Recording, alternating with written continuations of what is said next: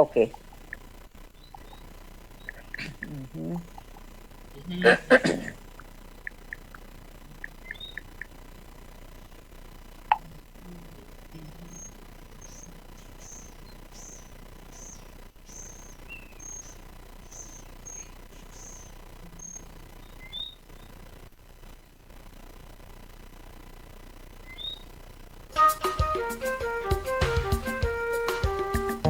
For people who haven't seen each other for a while, we're very quiet. What's this about? Very un-Caribbean. Yeah, we're waiting for the new system, you see. Make the noise. Make a noise. Oh, we can't. Good evening, good evening, everyone out there in Mek We Chat land. Oh my goodness. Folks, I'm not hearing anything and I can't figure out what the problem is. So Right? much. And we are you hearing me? Could you see us? extremely Somebody happy hear to me? be back on I air. Could you am see not us? We're hearing hearing anything. you. I'm trying to figure out what the Extremely problem happy is. to be back on air, and we are on air. And somebody, please see if you can get the suspect in St. Vincent and let him know that he's being heard on air. I don't know why he's not hearing us, which is very unfortunate because we just want to have a good time this evening, as we usually do. Welcome back, suspects, and welcome back to all our listeners, all our Hello? viewers, everyone who's missed us, everyone who has been Yeah, but I'm not asking. hearing anything at all. We had a little technical issue, but good George Grant's boy, we have to keep Okay. our hat to him every time. He Okay. worked on it and worked on it and worked on it and sorted it out, and here we are. We're back with you this evening. We're gonna have a really in-depth discussion with all of you. Lots of things on the menu, lots and lots of things. And I think we're going to take off in St. Kitts. We ain't wasting no time, because the menu is very long. We have lessons from Malawi. We have healthy, wealthy, and wise. From healthy, no, let me take that one properly. I have to give this one justice. We have a topic which says, from healthy, wealthy, and wise to sickly, poor, and dotish, the new Caribbean legacy. We have coronavirus. We have elections upcoming in St. Kitts, Nevis, and elsewhere. Good governance issues and bread and butter issues, which are important to our islands. Is there a difference? We want to look at constitutional and electoral reform in the region. We also want to look at whether or not there is an effort from the north to divide and weaken CARICOM. Politicization and compromise of our public service, geothermal madness in Dominica and Hirona. Hirona is St. Vincent, right, Athy? Right, and then we want to look at, oh gosh, if we have time, deadly domestic violence, which seems to have taken on a real vengeance since the year started. And in Grenada, we want to know what's going on with the cup size. If anybody hasn't heard about it yet, they need to hear about it tonight. There is a problem with cup size in Grenada, and we need to know what's going on. So let's roll right into it. Dwyer, welcome us back with some news from St. Kitts. Well, Happy New Year to everybody. And Happy New Year, Brian Dwyer. Happy Yes, my brother. 2020. yes, and let's give thanks to the Lord for Mr. Trump being found not guilty. Hallelujah. I'm glad I'm not the only one who finds it funny. A little levity never hurts. Yeah, tell you.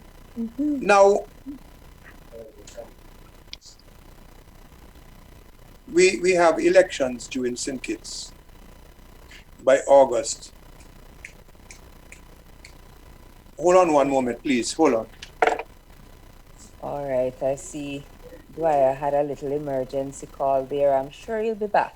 But in the meantime, we want Please forgive me. Somebody was at the door. Please forgive me. Okay, you are certainly forgiven. Yes, and so we have elections that are due here by August, and of course, the Celia season is upon us.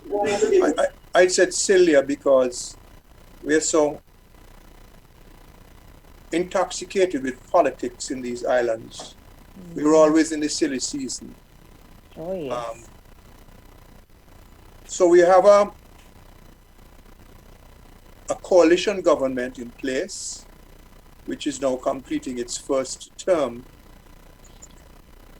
And then we have the Labour Party, which had been in office for just shy of 20 years, seeking to get back into office.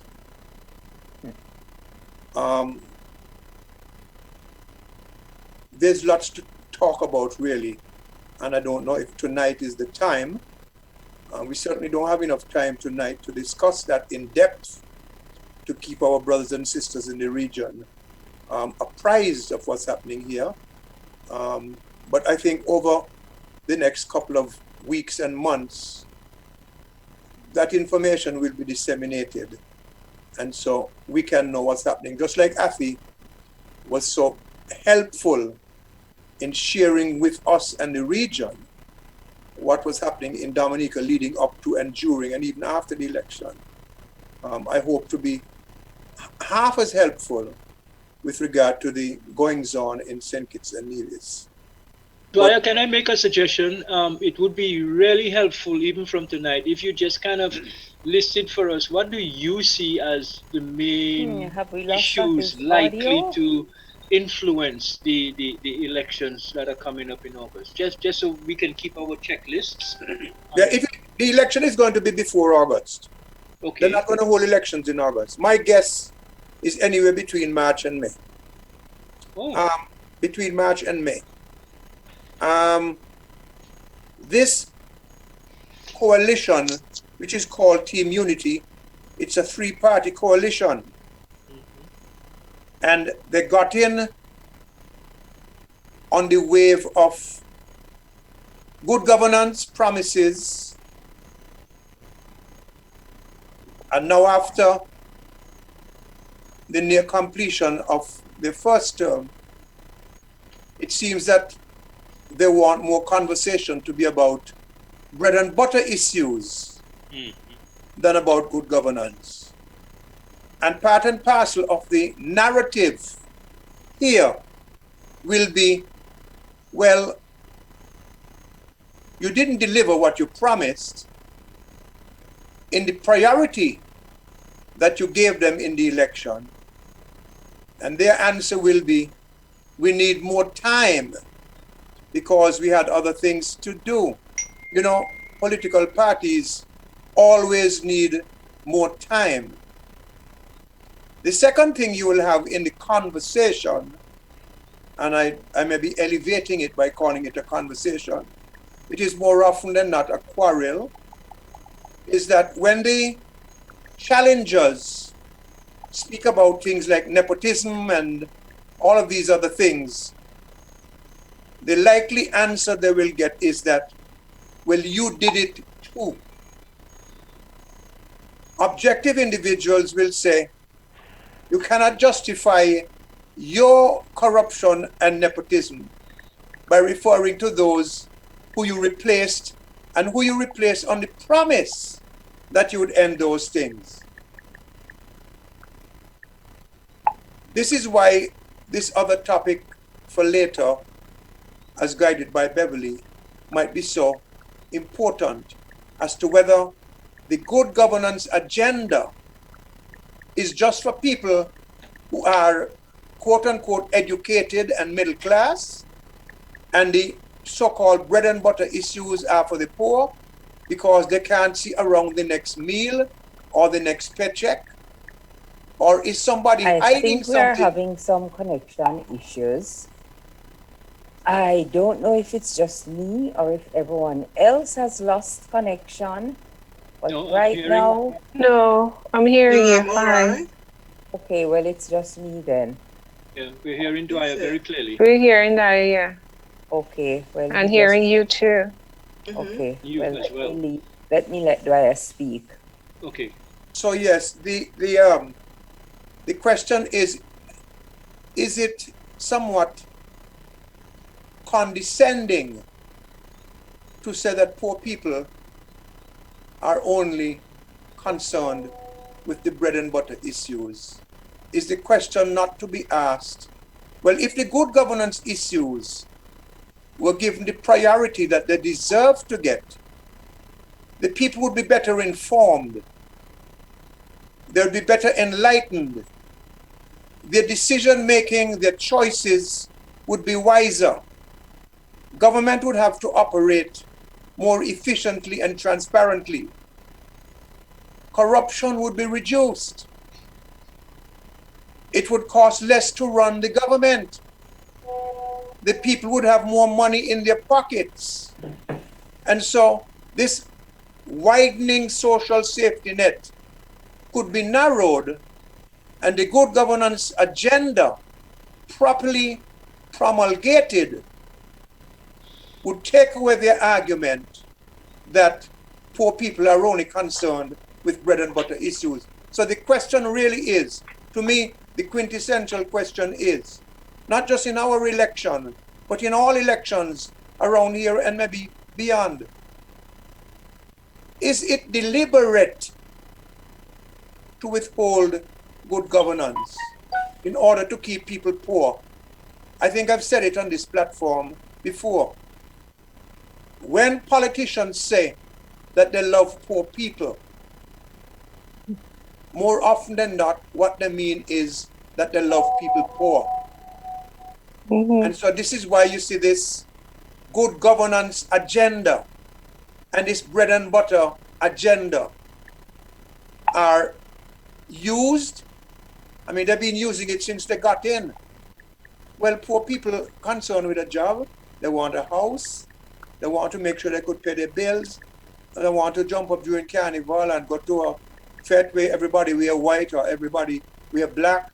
They want to go to the music festival, and then to concern with integrity in public life and procurements and corruption and that sort of thing. So these things will be discussed in the upcoming election in St. Kitts and Nevis.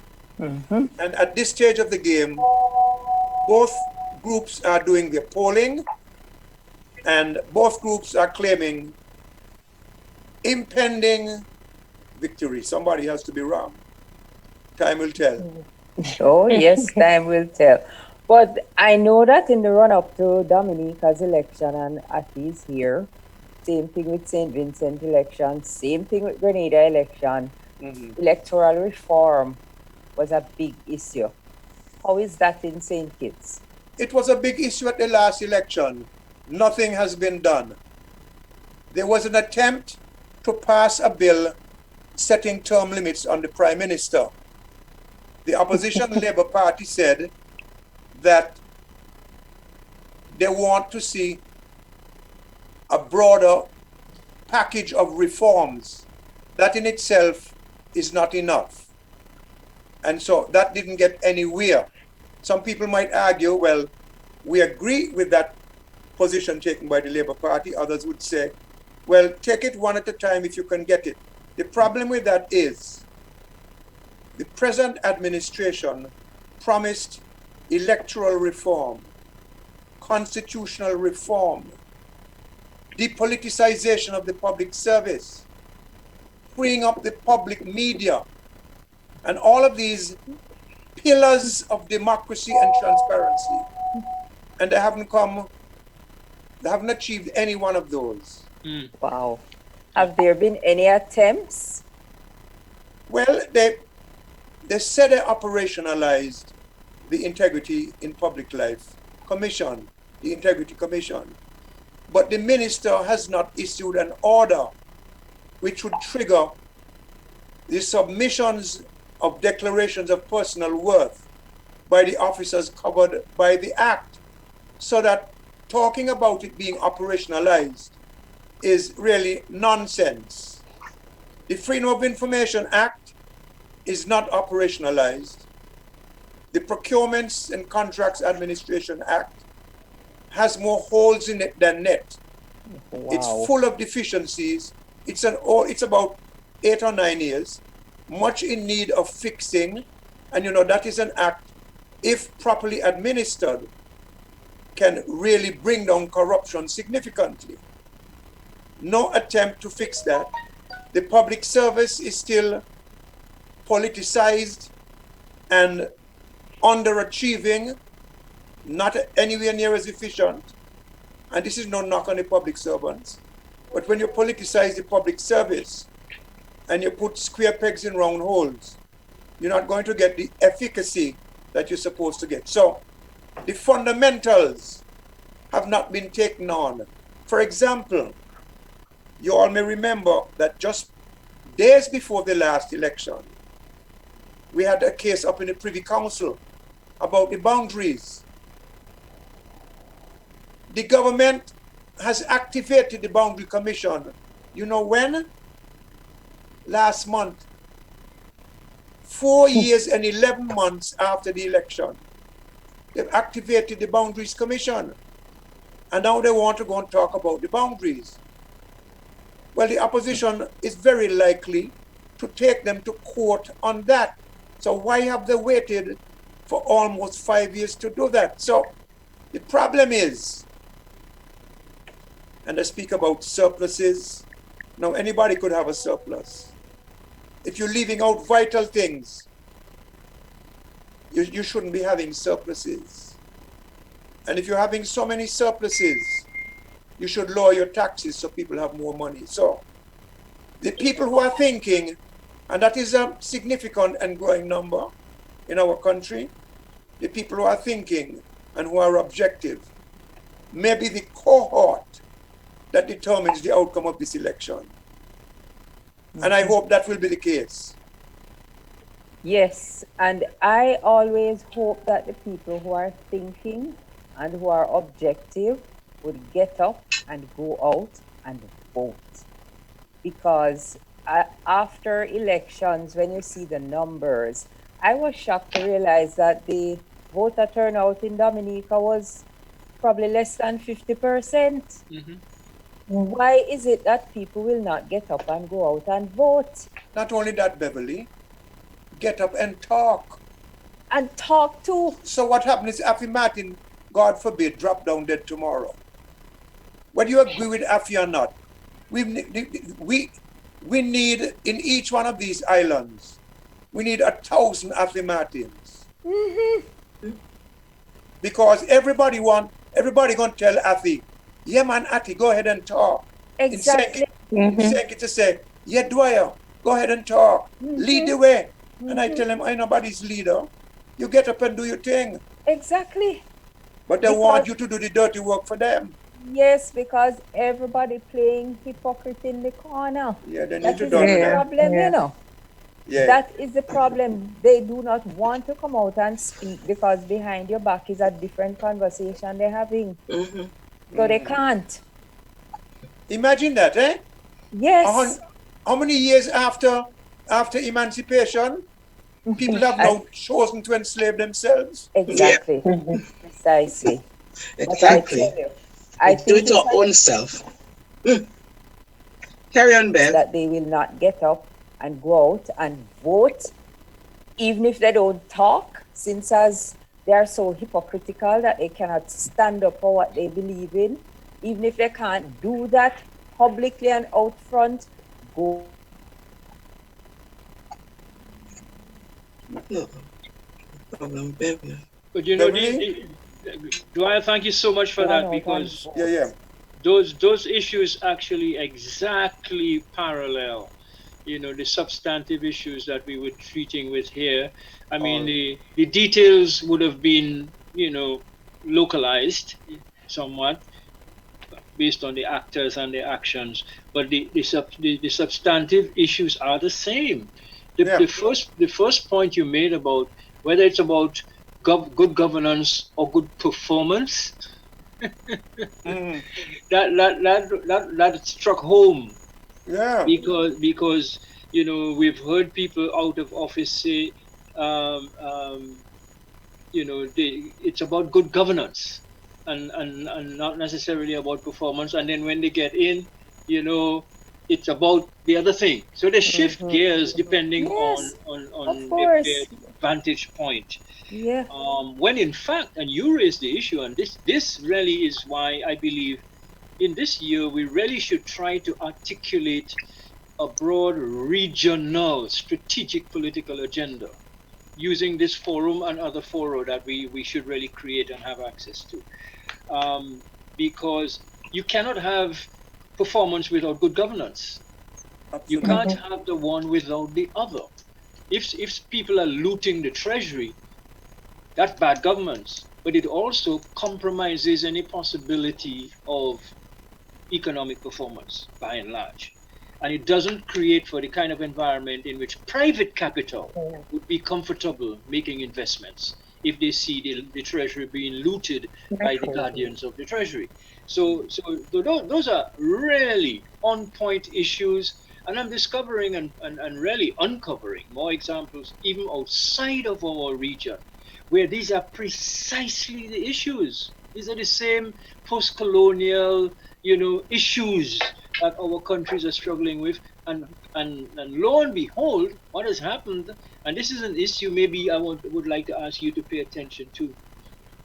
Have we, if you will, departed from the democratic path after how many years of working on that project in our region? Have we actually not departed from that and moved towards what is now being called a situation of managed democracy, as opposed to people-based democracy? And if so, what are the early warning signs of that? And how does one preempt that thing from replacing what we know that we had as a project to build a people-driven governance system and a people-driven economy? So I'm really excited, and I trust that you will continue to keep us fully posted on these things, and that we can find a way to broadcast, these insights, very widely. I really look forward to that, Dwyer. Very much. The fight, Athi, the fight in the 30s and the 40s and the 50s, the people of the country had a common purpose. That's right. That's right. A lot of us believed that when we pulled down the Union Jack at midnight on a particular night and raised that beautiful Dominican flag, or that beautiful Vincentian flag, or Grenadian flag, or St. Kitts Nevis flag, that the battle was done. So we lost the common purpose, again, despite these beautifully worded national anthems. And then each other became enemies. Yes. We lost the common thread, and we became the enemies of each other. And the political partisanship that defines these countries deliberately enforced and reinforced that. And in that type of context, it is impossible to pursue democracy, because true democracy cannot be achieved if the body politic are unenlightened and uncommitted. It cannot happen. Absolutely. Exactly. And silent, because silence is the language of dictatorship.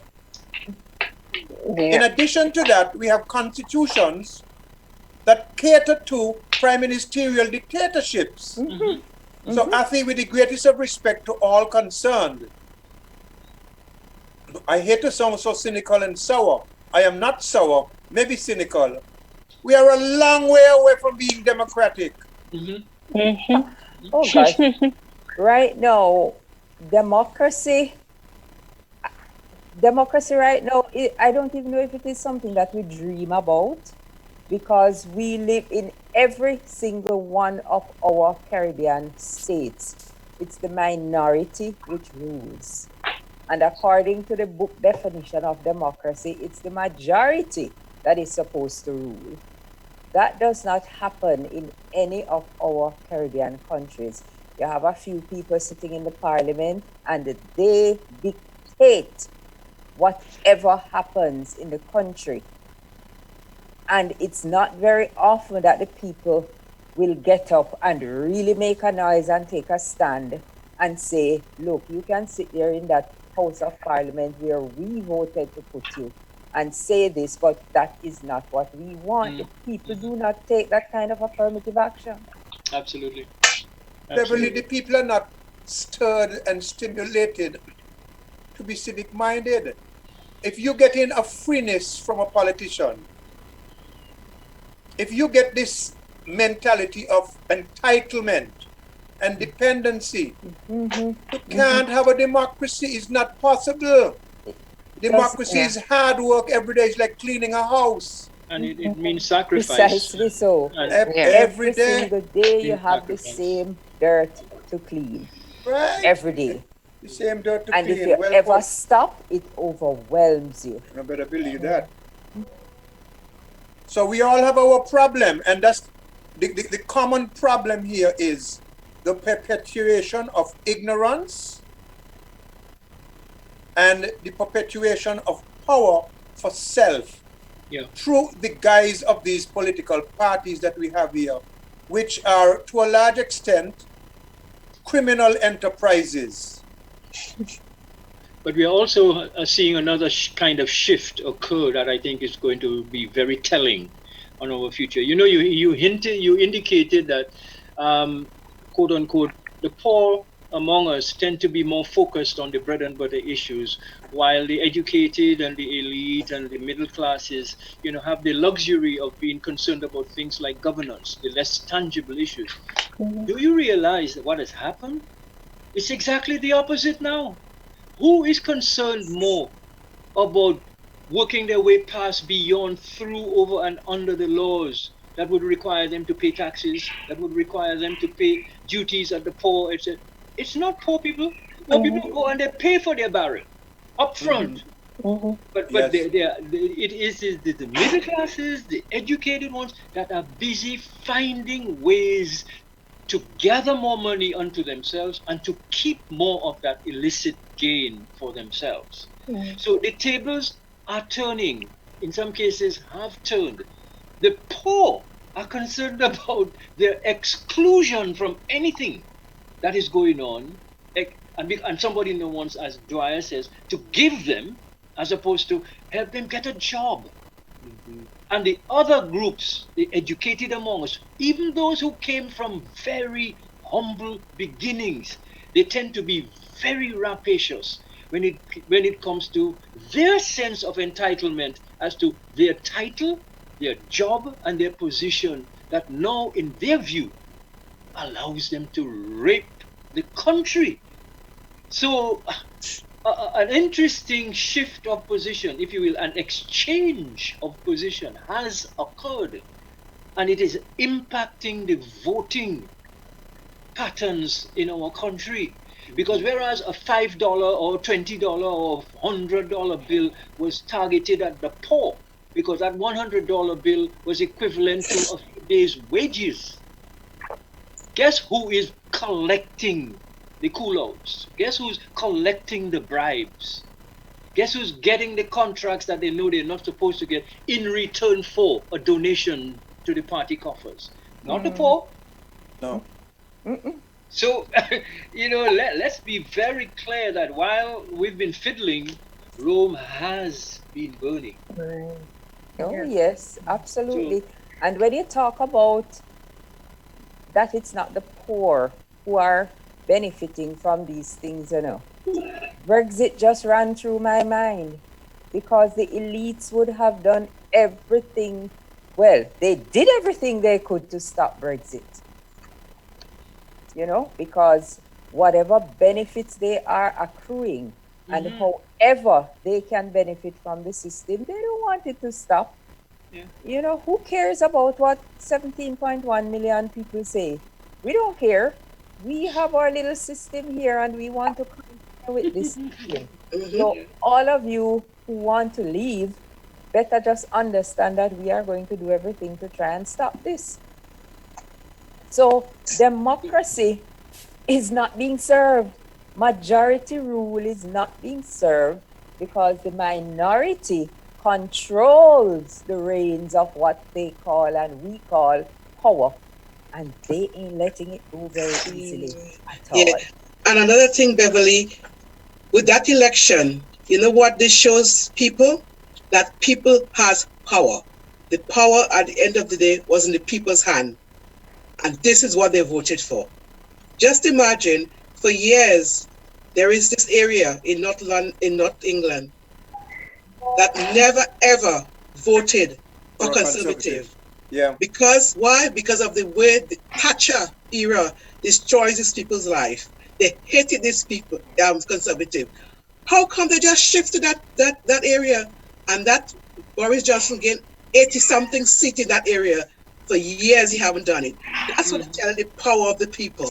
These people had enough and they make a choice. We have the power, but these people don't realize that the power we has to make a change. And that is what gave that man the mandate to get Brexit done.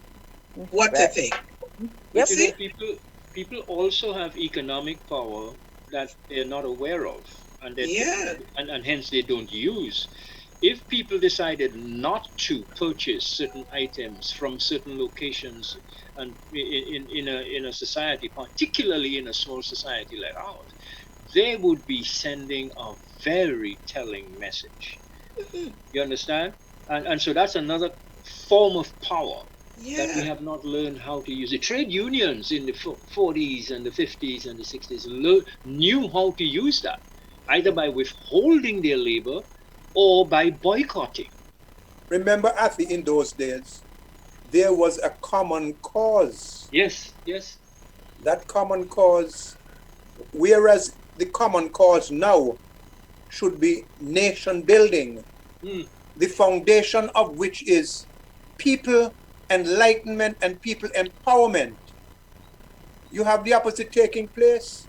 I believe that the average man and woman in St. Kitts, and I wouldn't be surprised if it's the same in every other territory, in the 40s and 50s, perhaps less formally educated than his counterpart today, was more civically conscious than his counterpart today. Absolutely. He understood what he was facing and what he had to do. Today, That's right. it's different because you easily divided, and you said, if we understood our collective power. When I was Minister of Tourism here many moons ago, we had a taxi fleet of quite a few hundred. And I tried to encourage, they had about 2 or 3 associations. I said, look, whether you have 2 associations or whatever, come together as an economic unit in the country. You all are driving on $40 or $50 million worth of rolling stock.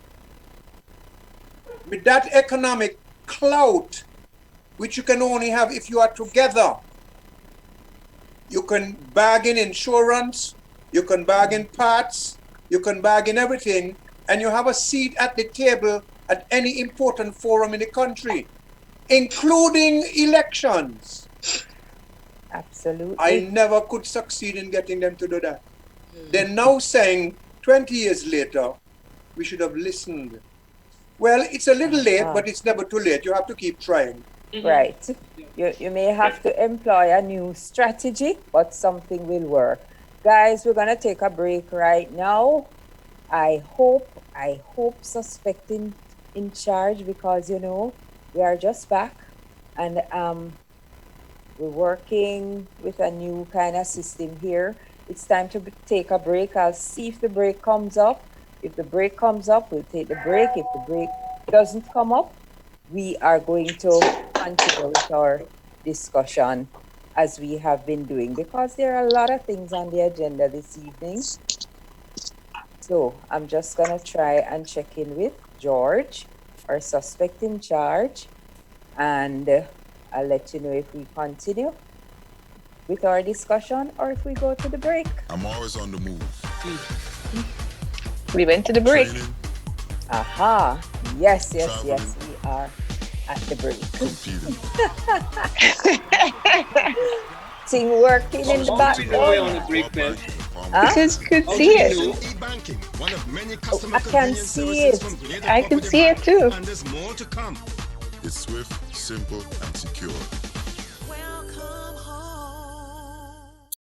Inspection and licensing have begun, and at Hubbard's, we want you to be ready. From January to February 15th, we're offering vehicle owners with single registration letters 1 to 2,500 and plural registration letters 1 to 250, 10% off our new Torque tires and Power Max batteries. Don't get caught unprepared. Visit us today at our motor department in Mungay or our tire bay in Grandance, located near Hubbard's Building Supplies. Together with you, our customers, we energize our community. Together with you, we energize our economy. We are working together to give our nation a better tomorrow. With you, we energize our future. Together, we energize our nation. Thank you for partnering with us as we energize our Speyside. Grenlec, energizing our Grenada.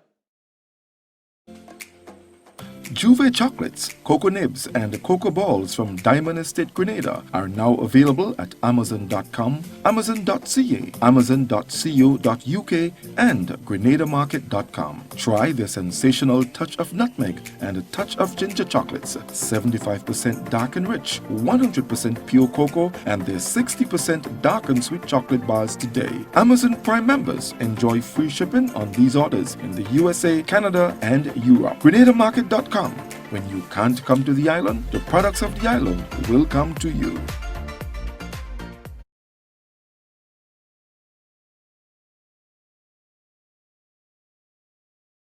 Back, everybody.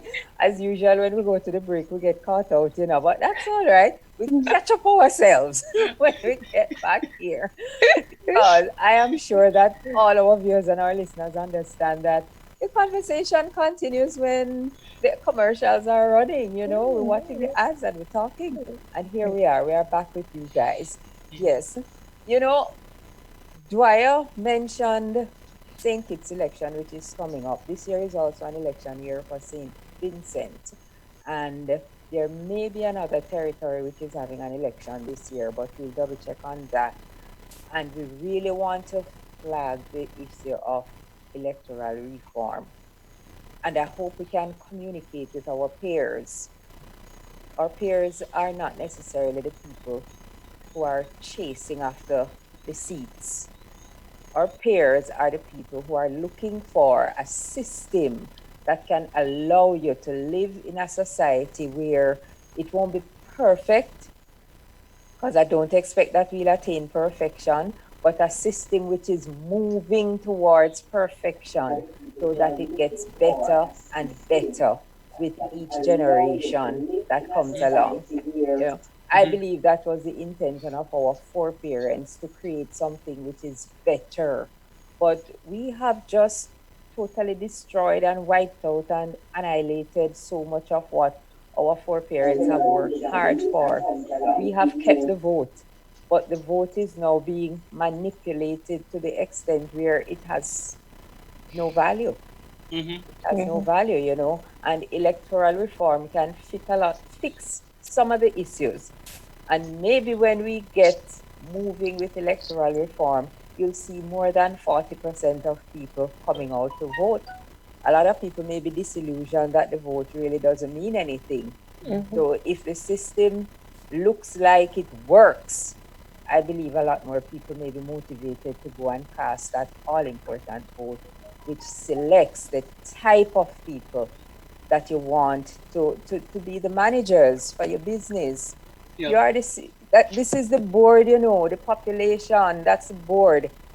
When we get together as a board, we say, what type of people do we need to hire to get us from here to here? And we have to look for those people. We have to encourage them to come forward, because that's another thing which happens because of the divisive partisan politics which has taken over our countries and taken over the territory. a lot of people out there who have a lot to offer, they step back and they don't bother. Because if you want to serve in any capacity, you first have to bow to a party. And a lot of people not prepared to do that. And I can fully understand that a lot of people will not be prepared to do that. But in a different type of system, they would want to serve. And they would be willing to serve. But this divisive partisan politics, nah man, that breeds corruption and enemies and ill will. No, there's gotta be a better way. So guys, we're gonna work on it. And like I said, we have a long list of stuff here. So we want to roll into from healthy, wealthy, and wise to sickly, poor, and dotish. I think. Yeah, I was saying in the same way that we have Richter scale to monitor the intensity of earthquakes, and we have category 1, 2, 3, 4, 5 for hurricanes.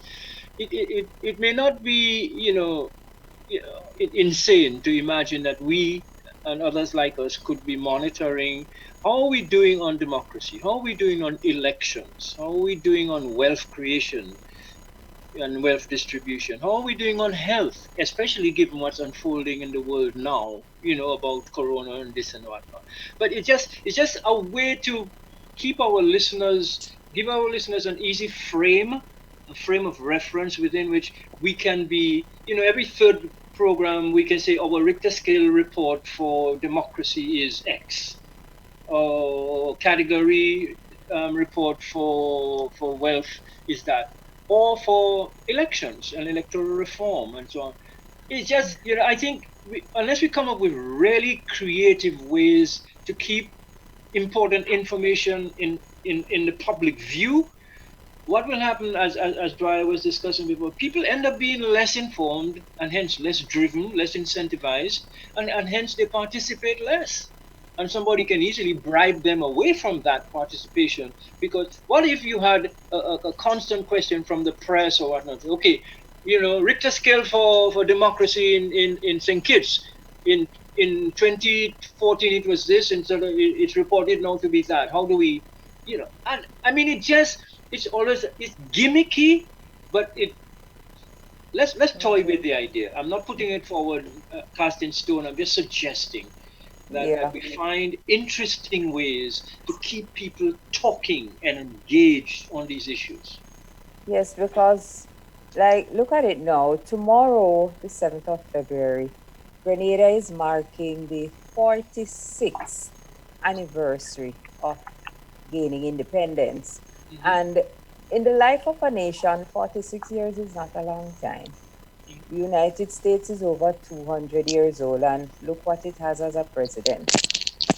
So 46 years in the life of a country is a short time. But it is also a long enough time for the citizenry to decide which direction they want to see the country go into. And it's Independence Day. We go and we have the parade and we put on the colors and we pay lip service to patriotism and love of country. But Athy is right. We don't measure it. And Athy may say it in maybe even an anecdotal form, but we have not measured properly from where we have come to where we are. And we have not set a scale for where we want to go. And the point is... So when we celebrate every year, every country celebrates its independence, the anniversary of its independence. What are we really celebrating? That's the point. And then to Dwyer's point, yet we're still asking people to effectively to grade their leaders. It's like you're in school, you're in primary school, and if you do well in your exam, you go forward. But somebody has to grade you. Somebody has to give you a report card before they send you up. But we are allowing to kind of just fly through to the next term of office without even a report card. Without any report card. And you see, and what happens after you can only grade someone when you have set benchmarks. When you're in school, you know that if you do this on the test, you'll get an A. If you do that, you're getting a B, you're getting a C, you're getting a D. Exactly. But so we have to set some benchmarks, and the benchmark cannot be winning the next election, because that is not a benchmark. Can't be electoral spend. That is just a recipe for further disaster. Well, let me suggest. Let me suggest, Bev, that this be applied not just to people in public life, people in private life. Like we have trade organizations, we have associations of industry and commerce, we have trade unions, we have civil society. Everybody should be willing to say, yeah, I'm willing to be subjected to a performance evaluation. Even the playing field. So it's not just going, quote unquote, it's not seen as a thing going after politicians and going after public office holders. It's an attempt to raise the water so that the whole society eventually, whether it's 100 years from now, says, I'm glad those guys started that thing, because we now can look back and we can track our performance, our contribution, our errors. That's it. Beverly, good. Hello. Beverly? Yeah.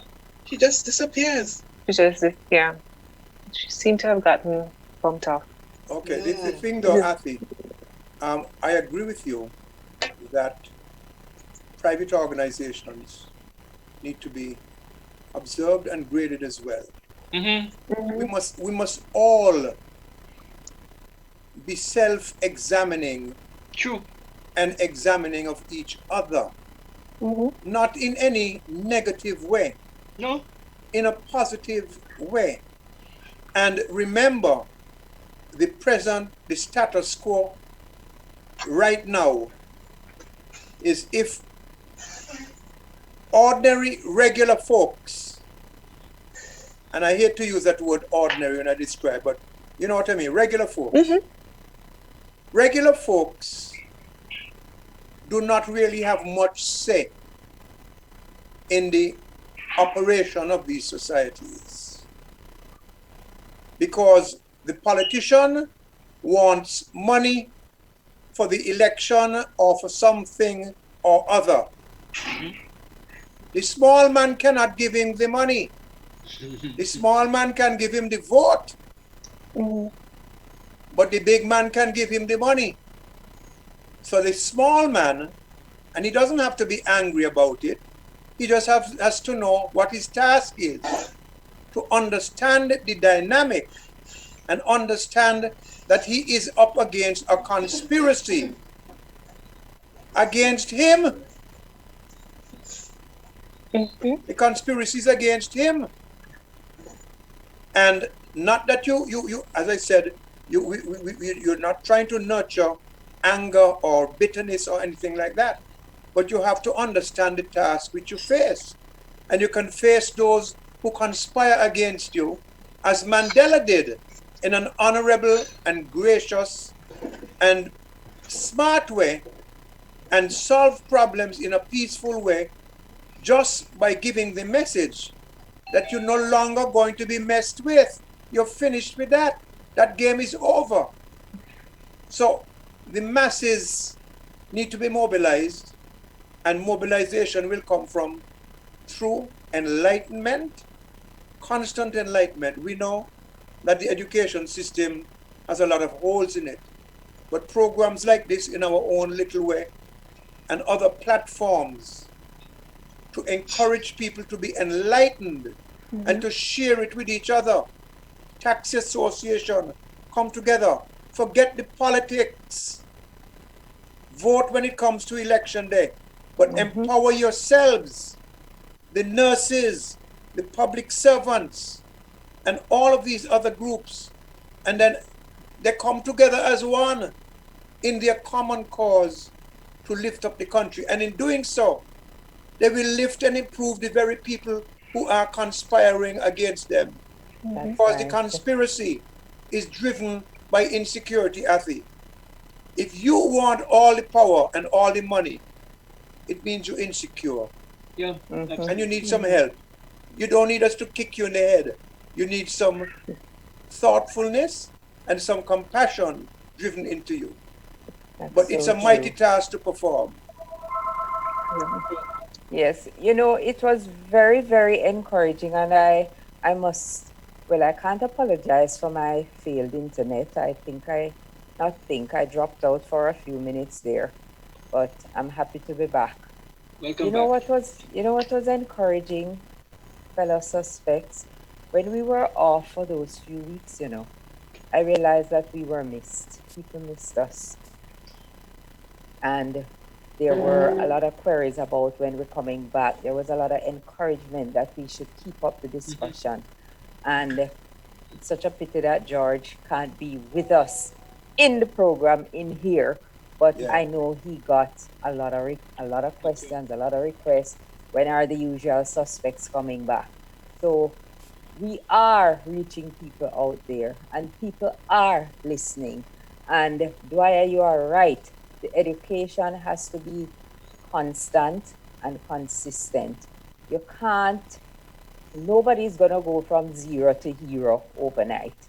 And in Grenada for the past 46 years, people have been conditioned a certain way.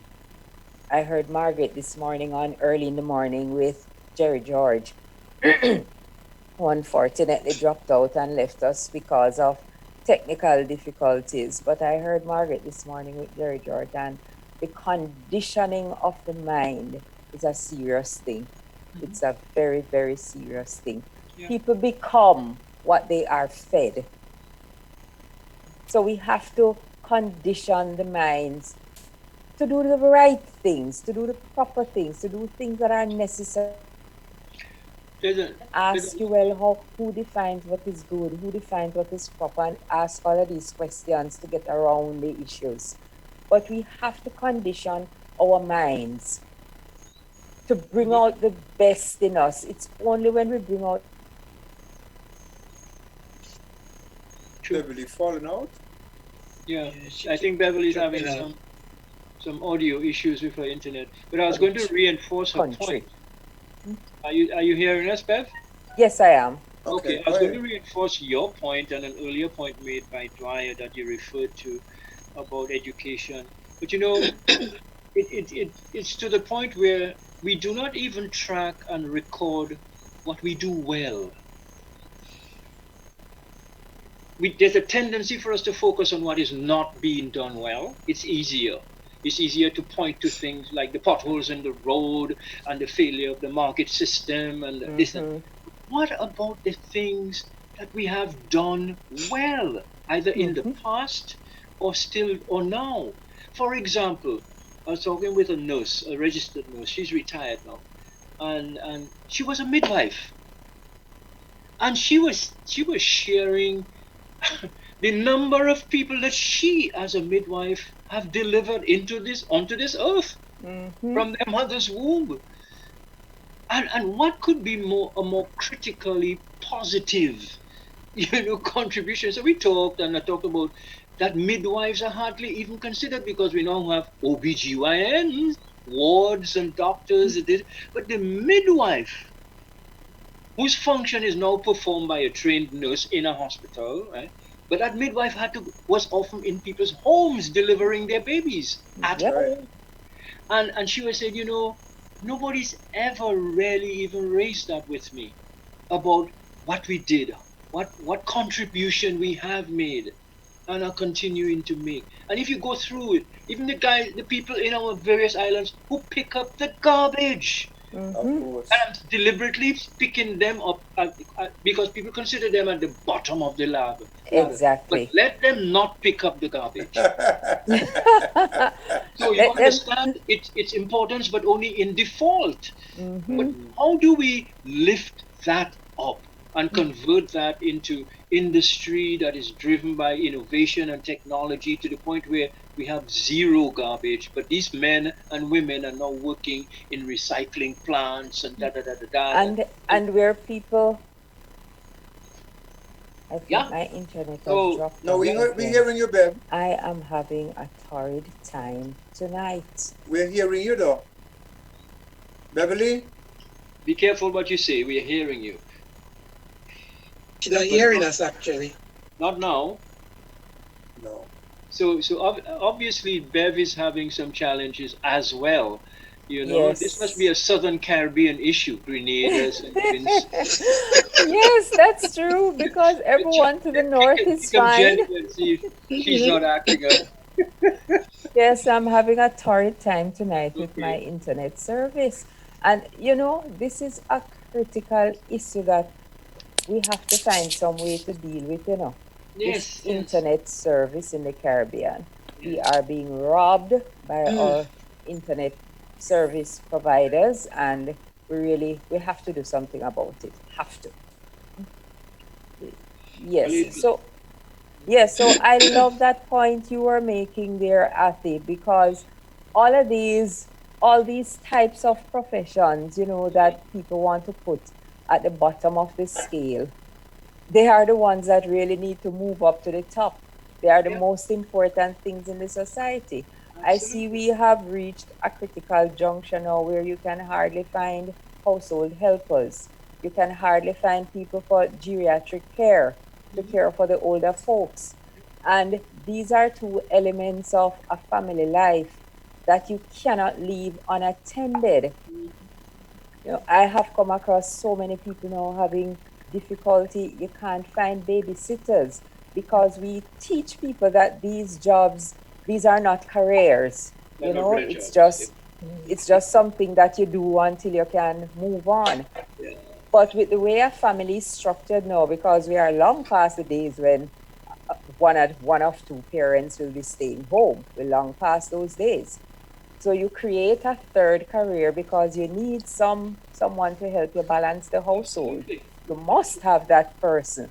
Without that person, the two parents in the household just can't do what they want to do. Otherwise, raising children is a critical issue. It's the foundation of the society. And personally, every single ill in the society, I trace it right back to parenting, what our children were taught or not taught, the parents they had or didn't have. And by parents, I just don't mean those who give birth. I'm talking about everyone who contributes to the raising of a child. Caregivers. You know, there's all the caregivers for the children. It is what that child grew up with, which shapes the adult in the society. And we have to understand that people are adults for a lot longer than they are children. You see? On paper. Sorry. Yes, on paper. Sorry, go ahead, Beth. Sorry, go ahead, Dwyer. Afi has raised a very provocative and profound point. The garbage collectors, the midwives, and these people.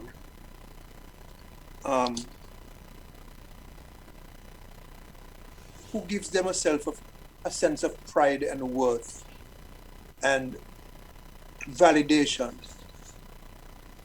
Who gives them a sense of all of those things? They look down upon. But they're not the only ones who look down upon.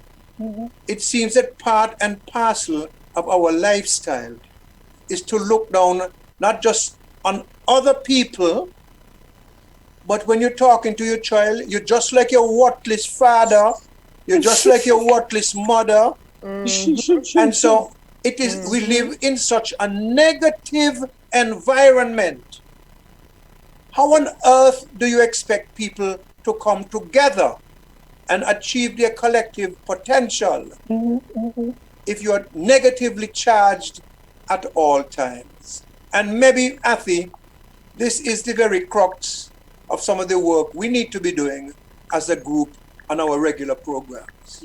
So I think you really, this is a deep and profound point you've just made. We don't validate our people, and that's the salt of the earth.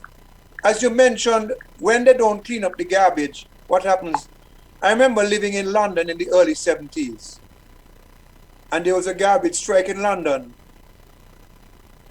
And let me tell you, London was stink. You had garbage piled up higher than cars in some instances, and in other instances, almost as high as the double-decker buses in some parts of the city in the early 70s. And the garbage people came together. They know how to work together. The politicians in England, people will vote for Boris, whatever his name is, this time, and they'll vote for somebody else next time.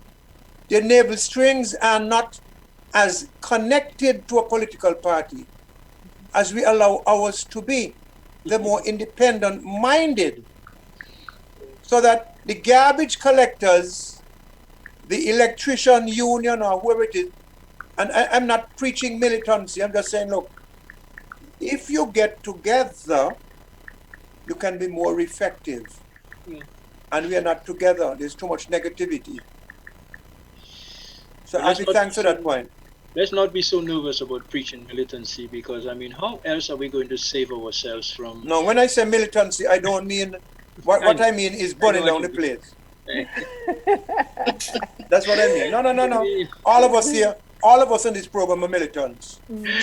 All of us are militants. But, Yes. Bev, I hope we're going to leave some time for a discussion of the current health threats and challenges confronting not just us but the world, and how we are dealing or not dealing with it. Please. I put in a special request for a chance to hear from all of us about that. Okay, so we are going to let's just look a little bit at the D-cup controversy in Grenada, and then when we're done with that, we're going to look at our response. And it's good that these two things are being discussed back to back, because it's a matter of response to these two issues. So let me put it in a nutshell.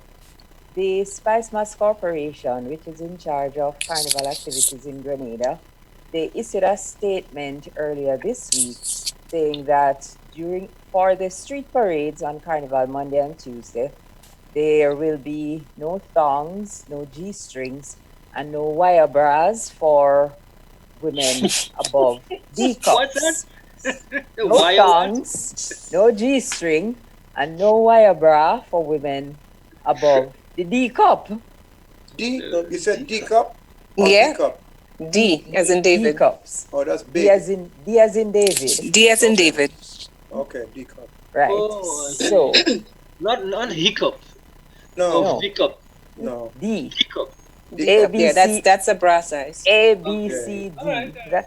Well, I mean, both, I would think these erstwhile gentlemen who have been married would be familiar with the language of the cups. I'm very familiar. We come from another era where we use language to speak clearly and unambiguously to the matter. Funny use of words, and that's why people don't have time. Oh gosh. Right, so the statement was issued, and let me tell you, the response to it was swift and furious. Really? Now let me put my position clearly on the table. I believe it is about time some authoritative voice spoke up to address the nakedness and the lewdness in Carnival. I definitely think so. Okay. But I also think that the Spice Mass Corporation really need to find someone to assist with its communication, because it came across very bad. It came across discriminatory. And while it came across discriminatory, I hold no brief for Spice Mass Corporation. But I really don't think they meant it to be discriminatory. But when they sat down there and decided on what they were going to say, they didn't think on how they were going to say it to bring across the message properly. And it came out bad. What were some of the arguments in favor, arguments against? Well, the arguments in favor are much along the line that, yes, it's about time the nakedness in Carnival be addressed. because there is an indecency exposure law and it's just not enforced during carnival time. So there are folks who are for it and say, yes, this should happen. But on the other side, where the message became the object, the discriminatory part of it was raised, and also those who are against it are saying, if you ban these types of costumes, it's going to turn off people from coming to carnival. I laughed at that too, because I can't believe people were only coming to carnival for the nakedness and to come look at naked people on the street. If that's all people were coming to carnival for, then carnival done. Because carnival was finished even before the SMC issued a statement, if that was the only attraction. But I look at it, and when I listen to, people saying things like, well, if you don't want to see the thong and the G-string, you shouldn't come. Carnival was not created for one group of people. And this is how we lose touch of who we are as a people. We have no connection with our history. Margaret is there trying to teach people about their history. We have no connection with our history, Margaret. Yes, I'm putting it on your plate. Because the jump up naked in the band seem to be the only thing that some people know. Carnival is nothing else. Yeah, I agree to a point, and I think the other thing with my thing is that if you tell me that the only costume you can come up with is a tongue and some feathers, then it tells me that you're not thinking and you're not creative. And the carnival that I grew up with was one of where people thought and really created. You had an idea, and it was the brilliance of bringing the idea out on the street. That is in itself an art. But there's no art to me when every single band looks the same. The only difference is in the colors of the feathers on somebody's body. Exactly.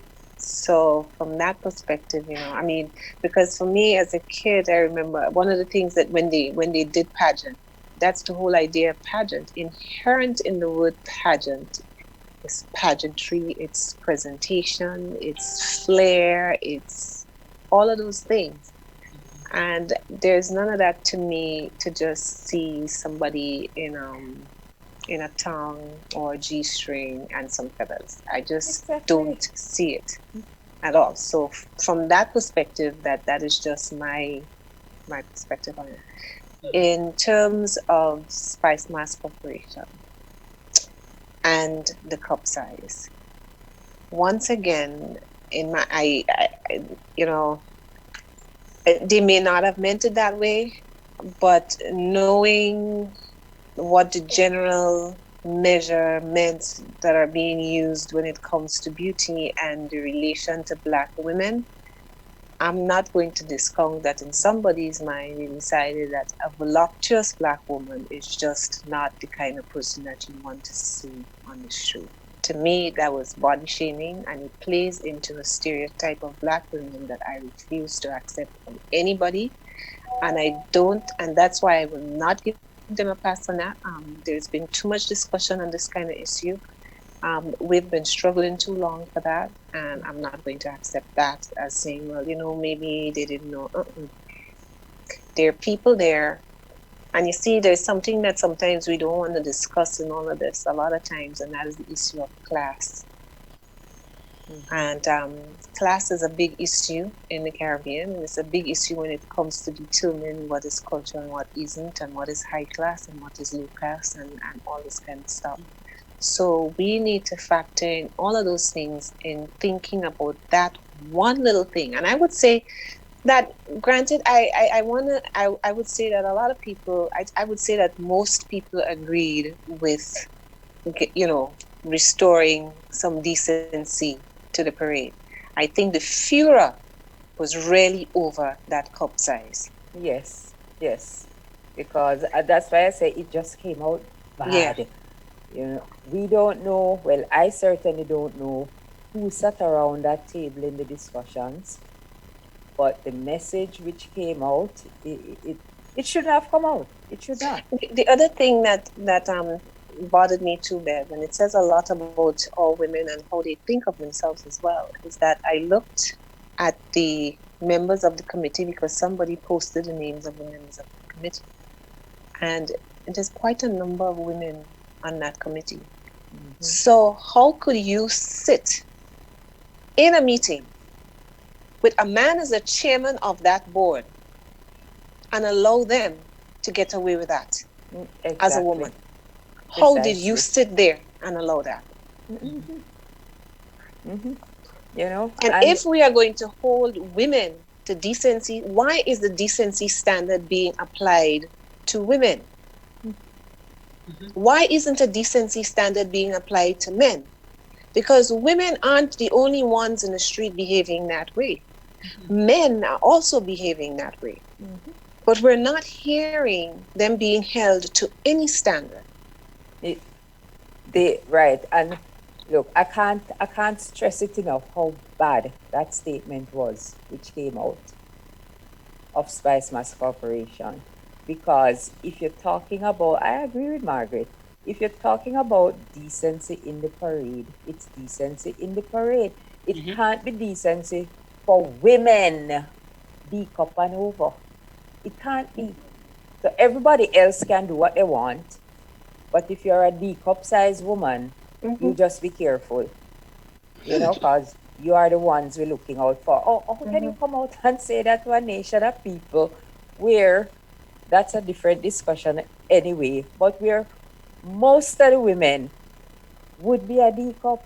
Yeah. You know, so what are you saying to the population? I mean, it has been done. They have not come out and apologized. I understand they issued a different statement this evening to say nudity will not be tolerated or something more generic along that line. But I believe they should apologize. I agree. They owe the nation. They owe women an apology for that. They owe women an apology. In particular, an apology for that. And not just women, but Black women. Let us be very specific about that. They owe Black women an apology. Yes, exactly. You know, I agree. So it's not just coming out and issuing another statement doesn't fix this. You have to come out and apologize. You owe women. You owe Black women. You owe the D-cup size women. You owe the entire nation an apology. You are sitting in a position of leadership, of authority, and when you make a blunder like that, you need to accept that you make a blunder and you need to apologize for it. Because you know what, if you don't, we're in February now, and I guarantee you, Margaret, that if they do not accept and apologize, we are going to have blunder after blunder leading up to the August festival. And you know, I also was thinking, I sat and I think, you know what, every double D size woman should have been in town with their double Ds and everything else exposed as a form of protest. And any man who supports their woman should be outside of there with a make-believe double D and triple D out there as well. Because that is unacceptable.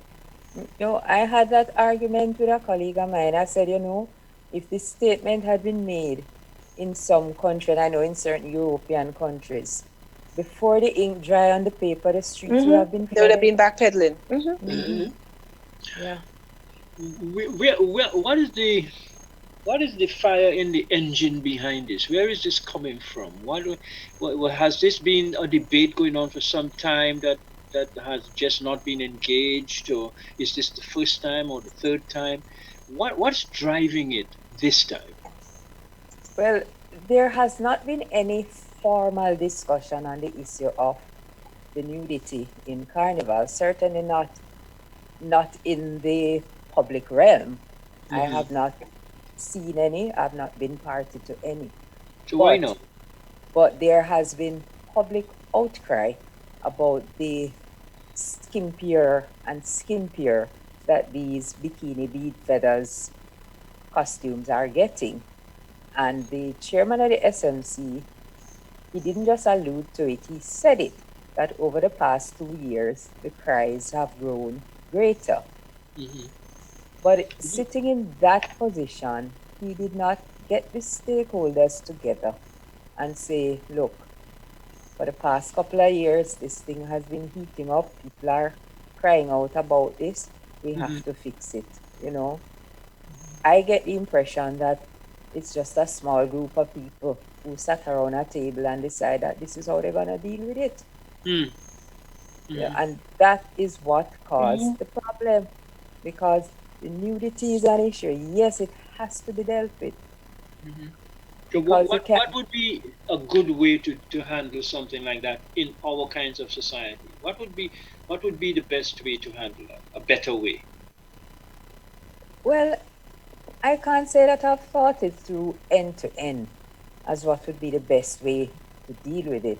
But I know the best way to start would be to get the stakeholders together and to have a discussion with them, you know. And Margaret mentioned the lack of creativity in the carnival costumes. That's a key stakeholder group. Because I know for sure they will argue that this is what the mass players want. But guess what? None of us know we wanted a cell phone until we got one. Until the cell phone was invented, we didn't know we wanted. So for you to say that this is what the revelers want, it's because you haven't offered them anything different. So, and these bands have been winning prizes over the years, I imagine. Of course. So they're incentivized. Of course they do. Yeah, but I think a lot of bands have been pulling out of competitions too. So I don't know. I don't even know how many bands. A lot have. And they have pulled out. Yeah. So they will take part in the street. They're not entering the competition. Yes, because I think for the last 2 or 3 years there have only been like 4 bands in competition. Yeah. Yeah.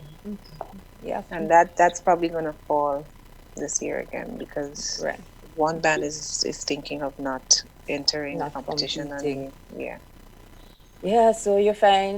what you find is that the first, second, third just rotate among the same 3 bands every year.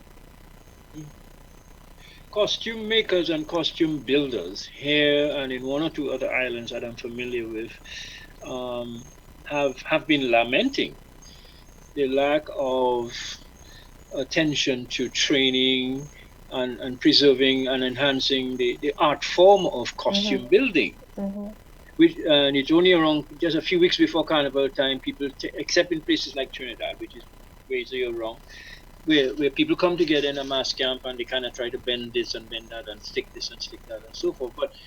But the art of costume making and costume building is not seen as an art. There's no museum where I could go in Dominica today and look at last year's costumes. True. Very true. Further, costumes 5 years ago, 10 years ago, whatever. So that there's no sense that this has value.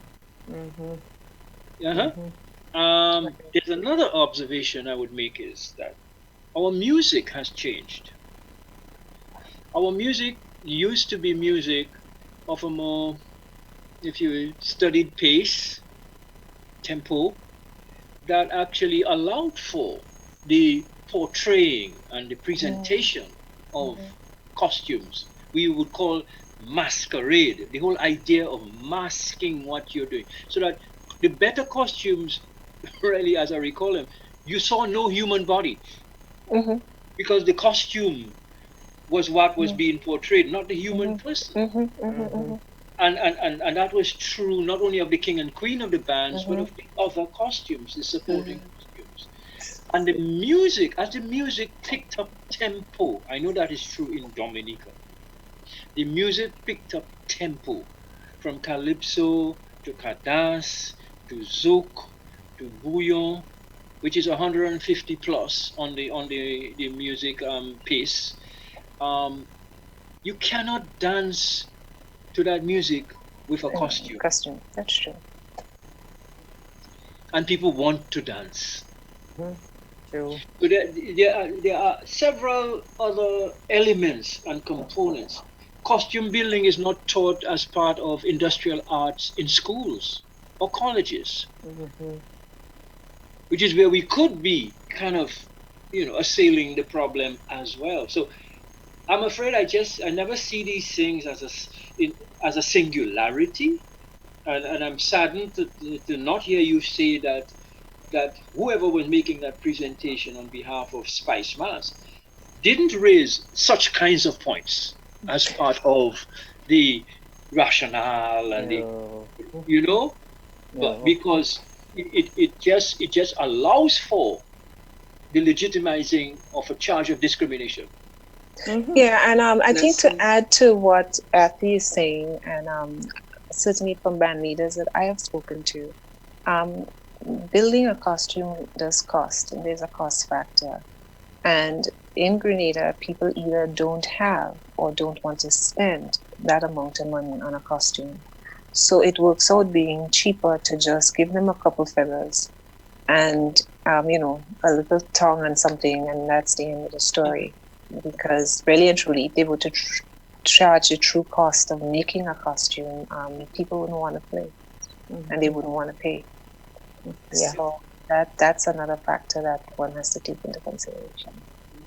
Yeah, because a part of the problem with marketing Carnival is we want to market everything for everybody.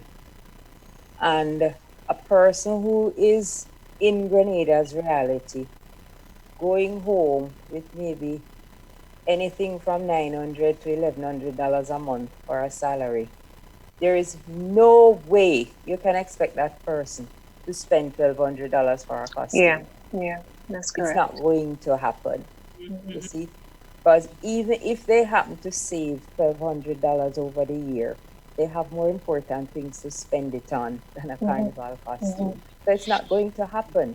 So you cannot take the carnival. There are so many elements to carnival, and you should be encouraging people to enjoy all the elements of carnival without forcing them to think that they have to spend $800 and $900 and $1,200 for a costume. True.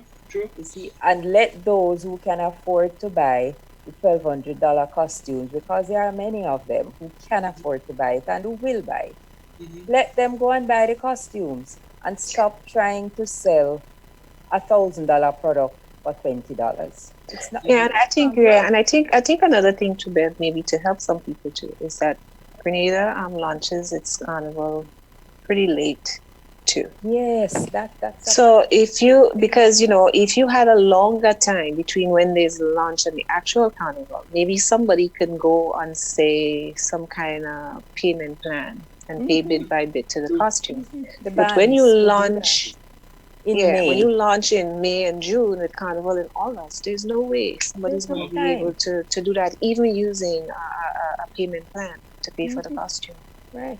And that's the kind of strategic thinking and planning that Carnival needs to improve the product, rather than just. And it's a problem that I've always wondered about. Like in Trinidad, as Atty could also tell you, is that Carnival ends today, and the planning for the next Carnival begins tomorrow. Of course. I do not see how you can get up hot and sweaty May or June to plan a good carnival for us. It just does not work that way. Maybe it's my thinking, I just have to plan way out, because I always need to have the plan B's, C's and D's going in case your plan A fails. But it's not just your thinking. The reality is that it has been done for years and it doesn't work. But we keep doing it. It doesn't work, yeah. But we keep doing it. But I hope this will be a lesson this year that yes, the nudity has to be addressed, but no, you cannot approach it this way. And this kind of approach will not bring a solution, because you have to dial it back and take in all the elements and everything which contributes to this, just like we've highlighted now.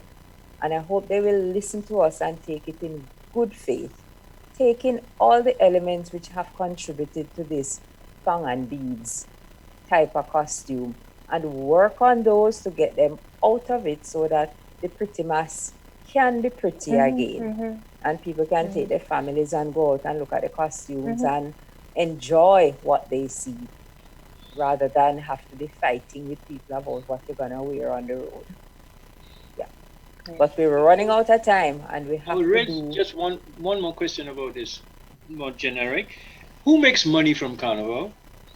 If you charted that money-making curve, and then you charted the introduction of skimpiness, and as skimpiness grew, where would they intersect? Would there be a positive relationship between skimpiness and making money, and who would be benefiting? Would it be the public that's a good question. Private sector, individual band leaders? I mean, or is it just that it's all just an intangible kind of commerce, and nobody really cares? What is it? Is there something there that we're not measuring? I don't know. Yeah. Not just for Grenada, but for all of us. Right. Because all the carnivals look the same. Yeah, that's so true. That's so true. Yeah. I mean, even if you look at all the bands when they come down, the only difference is in the colors of the feathers. Just the colors, nothing else. The feathers. Yeah. And the artificial feathers, you know, they're not real. Yeah. I am very happy they are not real feathers. I'm very happy for that. Because that would be another problem. Your garbage stream. Right. But another issue which is certainly current and topical and in many ways controversial is the coronavirus, this new strain of the coronavirus, which certainly has been causing problems across the world.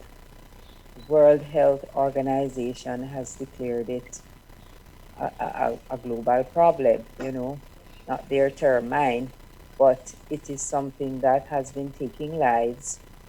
It is something that has been making people sick. And it is something that the Caribbean so far has been spared.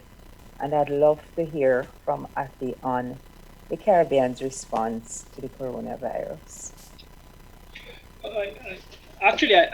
I'm very anxious to hear people's respective perspectives, because most recently I've been reading up on the output of the CARICOM Health Ministers meeting in Trinidad on Monday. And very interesting to find out that while the majority of CARICOM states took the position that they wanted to sort of protect their borders and keep and get at travel, if you will, between China and our various countries, Barbados stands out as being the country that says, no way, they're not going that route.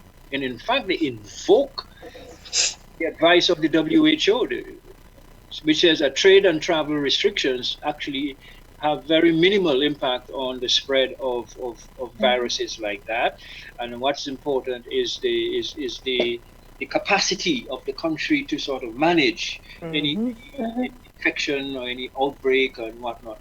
And Barbados invokes their much touted in-country health services capability, as to argue that they have the capacity to handle this. And in fact, just this very week, they allowed a ship that was not allowed to berth in either St. Lucia, Antigua, or Dominica because of the medical reports coming off of that ship. But Barbados accepted that ship and allowed the passengers off the boat.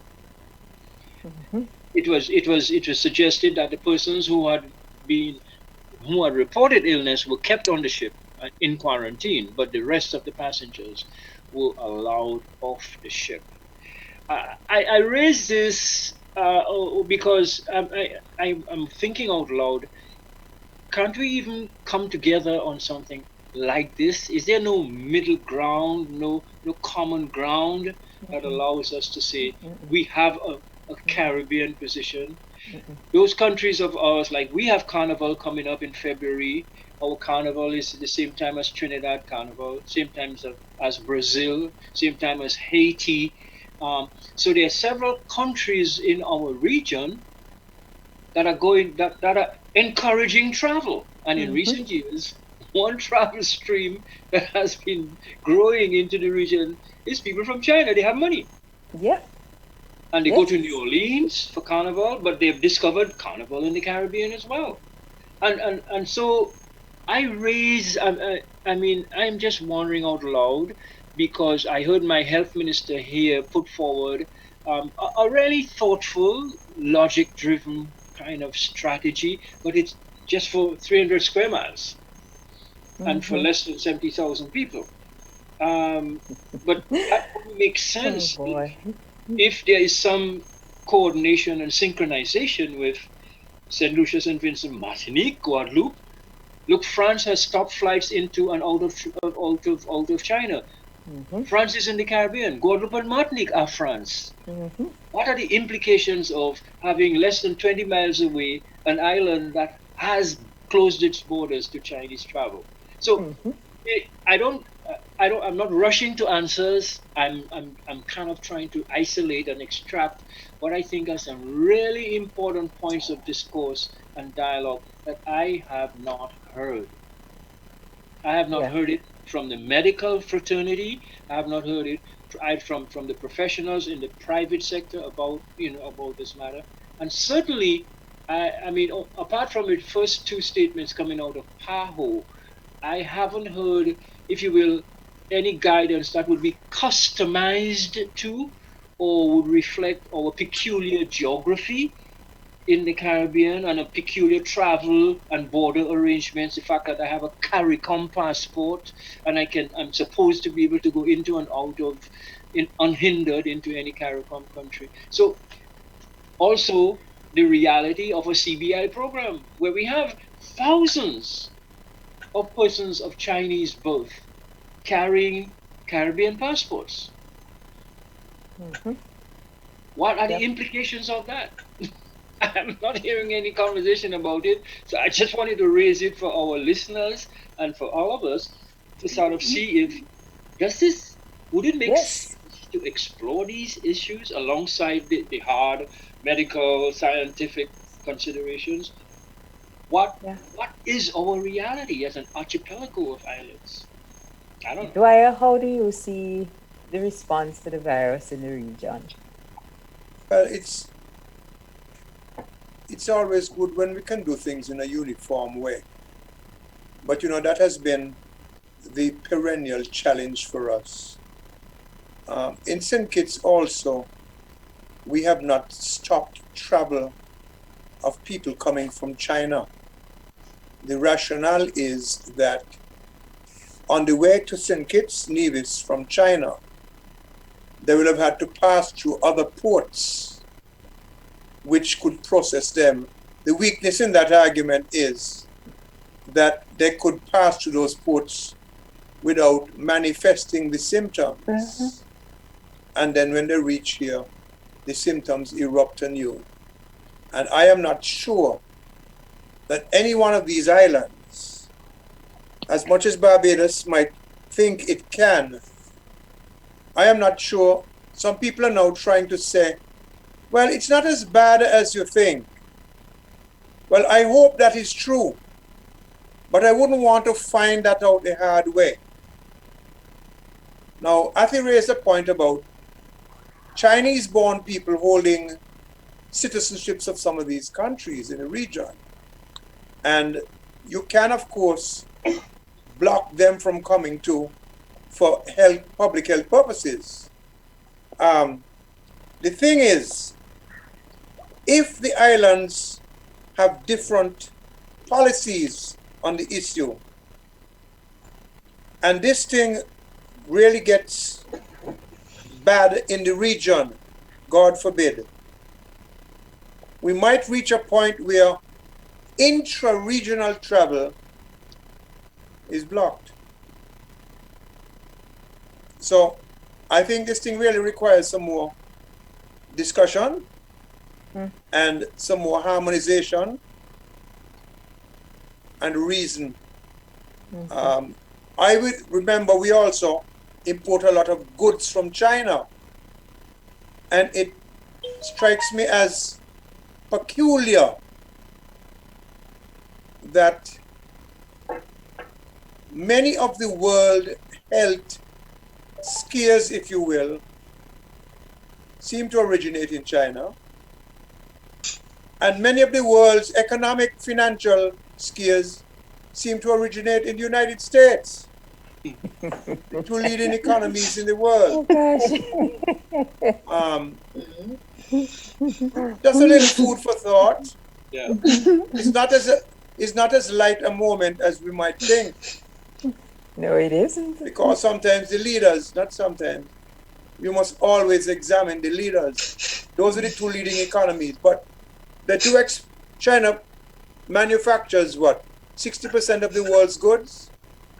Or some very large number? Yep. And so things can come in cargo as well, in cargo holds. People working in those ships. What is being done about the ships? I haven't heard anything. Has any of you heard anything about the ships? Not about the cargo ships. Because the cargo goes on the ship in a Chinese port, one Chinese port or other. The people who bring it from Wuhan province or wherever it is could carry the virus to somebody in the truck, in the train, in whatever vehicle brings it to the ship. Somebody in the ship could bring it through the Panama Canal or wherever. I mean, so what are we doing about sea travel? And today in St. Kitts, we had about 12,000 cruise passengers. Is anybody looking at the cruise sector as a potential source of the problem? So I don't know if we're having, and we don't want to scare anybody.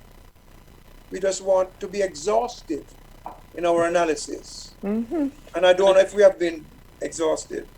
I would say so. I would agree, because in the same way that our experience with hurricanes is one, and cyclones of one kind or another, have led us to create institutions like CIDEMA, and right, do disaster risk reduction, measures, and to coordinate, and to even have a regional response mechanism that allows rapid deployment of army or soldiers or even electricians and so forth to points of that have been impacted. That's the advantage I'm seeing from a thorough cross-sectoral kind of review of this thing. It's not just a health issue. It's a tourism issues and food issue, as Dwyer is hinting, transportation issue. So that's what I'm not yet hearing or seeing. We're treating it as a health issue, but it's more than that. Yeah, and yes, the fact that it's being treated as a health issue only at this point is not the biggest problem. The biggest problem is that the health ministers, and to tell the truth, I don't even know how many.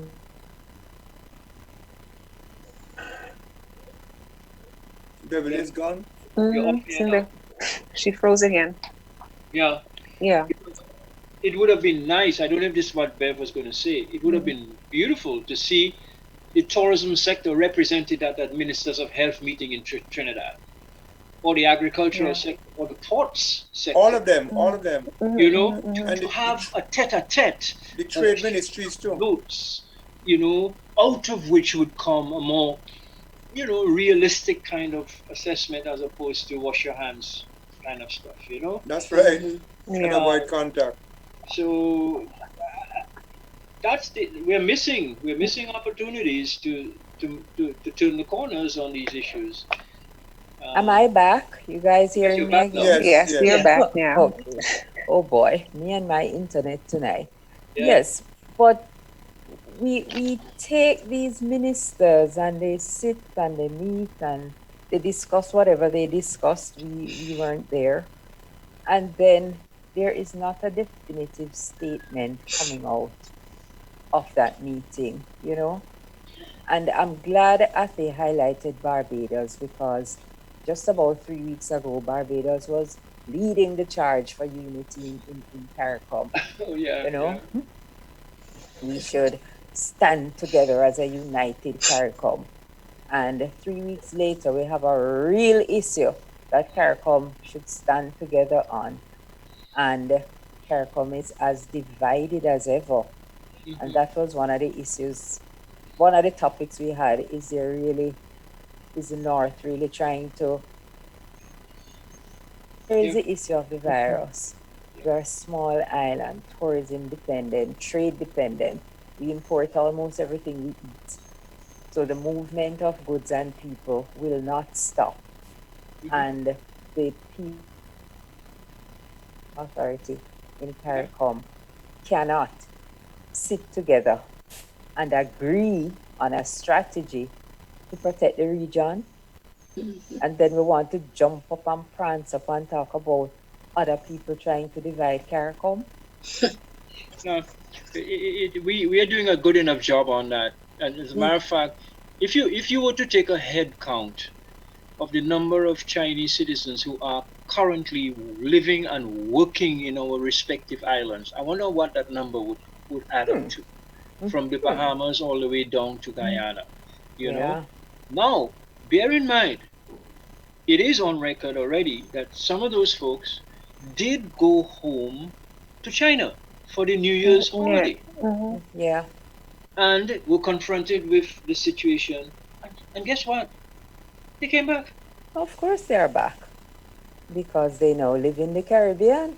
Bear in mind also, we have hundreds, if not thousands, of Caribbean students in China in school, including in Wuhan. So, in other words, where is the Ministry of Education? We heard our Minister of Health say they have sent more money to our students, our Dominica students, so that they'd be sure to be able to buy masks and food and so forth. But where is the Caribbean in all of this? I bet collectively we cannot say how many students from the Caribbean or how many people from the Caribbean are currently in China. I bet we can't. Because we have 18 different embassies over there. We probably have 22 ambassadors, you know, and one of us in our little silo. And we think that's great and wonderful. But at the same time, we want to jump on a platform and say other people trying to divide CARICOM. We have sense. Is this where we're going to dotishness, I think? The what? Is this where we have gone to dotishness? I mean, our people must not misinterpret our chuckles as being that we take this lightly. This is deadly serious. We have ambassadors flying back and forth between major cities in China and our islands. Do the ambassadors are they going to be screened when they arrive home? Are they going to be quarantined for 14 days when they come home to capital? But I think Grenada was still the star of the show, you know. I think Grenada is still the star of the coronavirus show, because Grenada landed 8 people directly from Beijing. And they tell you they weren't direct because the flight stopped. But yes, but that's another story. Well, they were direct. That's what I'm saying. In airline terms, they were direct. Yeah, but the argument is no, it was not a direct flight. It stopped somewhere. Oh, really? A direct flight a direct flight with two stop. It's against non-stop. As against a non-stop, right? Precisely so. You know, it's a matter of semantics. The people came from Beijing in the throes of the coronavirus and they landed 8 of them, 3 o'clock in the morning, came into the country. Were they quarantined? No. Where? No. I don't know. I'm asking. Were they? No. No, they were not. No. And They again, kicked- that caused that kick too, because then the Grenadian student returned and they quarantined the student. Exactly. You serious? Yes. We are in Grenada? Yes. Didn't the second student come back to yes? So I know they it's quarantined the now. first student, right? And but I they think didn't my quarantine internet the has Chinese. just gone again. So, you see, confusion doesn't help in a situation where people's lives and livelihoods are threatened. Yeah. And- It's and- three and- Grenadians who are now quarantined, Margaret. Okay. In Grenada? Yeah, in Grenada. You know, but we allowed the 8 Chinese nationals to come and do their business, and I heard they have left. I don't know for sure, but so I heard that they have since left, but they were here. That's right.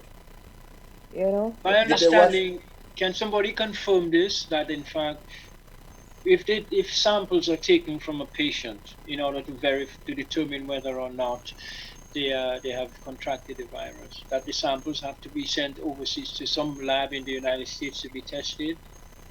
Is it because there's no lab in the region capable of doing that? I hope that's fake. I hope that's not true. Well, I wouldn't doubt, because actually in the United States, New York and stuff, and everybody has had to send their samples to Atlanta for testing. That's what I heard. So New York has requested, and I think it was granted, they have requested from the CDC the ability to test right here in New York, as opposed to having to send, because they were waiting like 48 hours turnaround before they got the results back. And they had a couple patients here that they were waiting on results for.